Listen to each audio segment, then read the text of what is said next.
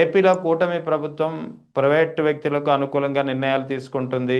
YS Jagan ప్రైవేటీకరణకు అడ్డుపడుతూ ఆ విధానాలకు చెక్ పెడుతున్నటువంటి పరిస్థితి ఎలా చూడాలి తాజా ఉదాహరణతో? మొట్టమొదటిగా ఈ భావాలన్నీ కమ్యూనిజం వాళ్ళలో ఎక్కువ ఉంటాయండి. ప్రైవేటీకరణని పూర్తిగా వ్యతిరేకించేది కమ్యూనిజం భావాలు గల వ్యక్తులు. అంటే కమ్యూనిస్టులని కాదు, కమ్యూనిజం భావాలు గల వ్యక్తులు ఓవరాల్ గా కమ్యూనిస్టులు ఉంటారు.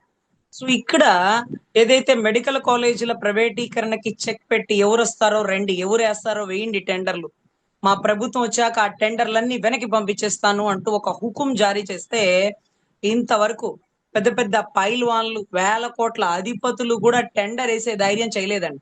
సో మెడికల్ కాలేజీల ప్రైవేటీకరణ అనేది ఉపసంహరించుకొని, ఏది ఒక ప్రభుత్వం ఒక స్టేట్మెంట్ ఇచ్చాక, పెద్ద భారీ మెజారిటీ గల ప్రభుత్వం ఒక స్టేట్మెంట్ ఇచ్చాక, ప్రతిపక్ష పాత్ర కూడా లేనటువంటి 11 సీట్లు ఉన్నటువంటి ఒక వ్యక్తి అంటూ వాళ్ళే మాట్లాడతారు కదా.